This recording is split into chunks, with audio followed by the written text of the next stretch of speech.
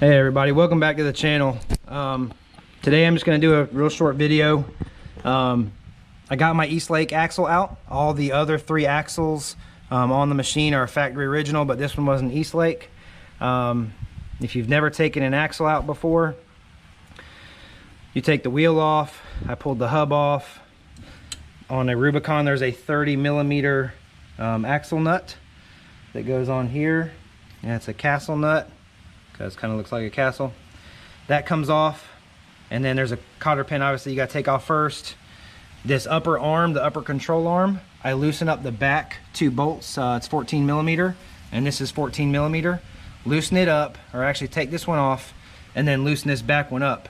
You can once you get it loose, you can tighten it back up, and then that arm will stay there so that you don't have to fight this anymore, and then you can get your axle out. This one, I was just able to do the pull method on the outer cup and hold the shaft and back and forth a couple times, and it popped right out.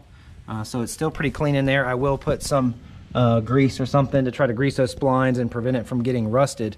But actually, this video is more about the all balls 8-ball axle that I got, and I'm trying to compare it to an Eastlake. So that's something I want to show you guys today. Strength, angle, stuff like that, thickness and the cage and everything. So what I got here is my 2 axles. This one being the dirty Eastlake that came out. You can see that it's got some rust on it. Okay. All right, now on this angle, you take this shaft, and that's about as far as it goes up. So you get it, watch out baby, you get any more angle than that and it doesn't really flex much more. So if I hold it up sideways, that's it. And oh yeah, I had some water in there for sure. This boot was leaking, something nicked it, or from the factory, I don't know, but it's got water in it. So anyways, not a whole lot of angle. As soon as I got this one, back up baby, back up. Come on, back up, go, lay down, lay down. Good boy, good boy.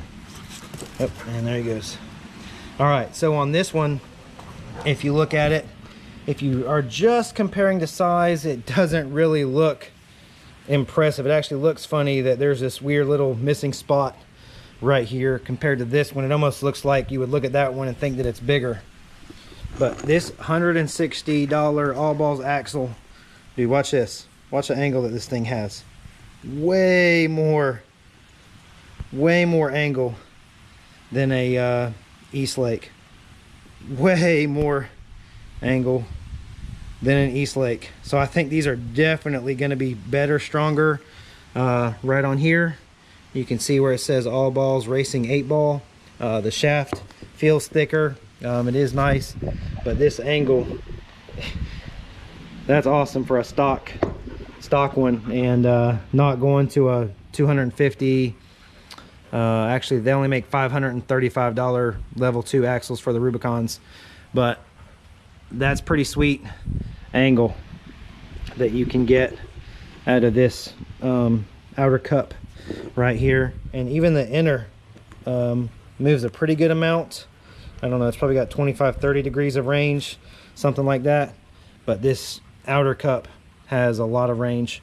So we're going to get this installed. I'm going to do the other side, and I'm going to go be pretty hard on it this weekend at Big Nasty. Hopefully it holds up and no more clicking issues. I'm pretty sure that was my clicking issue whenever I put pressure on a certain side of that axle, and maybe even it's from having water in it. Who knows?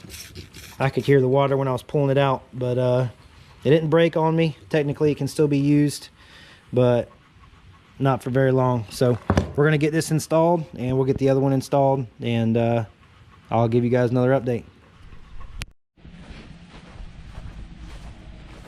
All right guys, she's all done, back together for this weekend. The right axle that was clicking, I got it out, had a small hole in it, had some water in it, so maybe that had something to do with it, I'm not sure, but I got it out. This one was really stuck in there. I tried to use a slide hammer and the slide hammer was not getting it out. I tried pulling on it, everything I could do to get that axle out. And then I thought, well, I'll just push it out from the other side. So I stuck a long, like 14 millimeter double closed end wrench on there, and I put it into the inside of the differential and tapped it with a hammer, and that other axle came right out. So I'm running 2 all balls, 8-ball axles. There's the part number that's actually on the axle. The axle for online purposes, the number that you're looking for the rear of a Rubicon is that number right there, TRK HO8 327. And those are for the rear of a Rubicon. So I got both of them installed. I checked it. I have no more clicking, any more reversing at different speeds and stuff like that. So it's all ready to go. We're gonna get loaded up on the trailer, and I hope I see some of you guys out at Big Nasty. I'm hoping it's big and I'm hoping it's nasty. So we're gonna have some fun. Thanks for watching.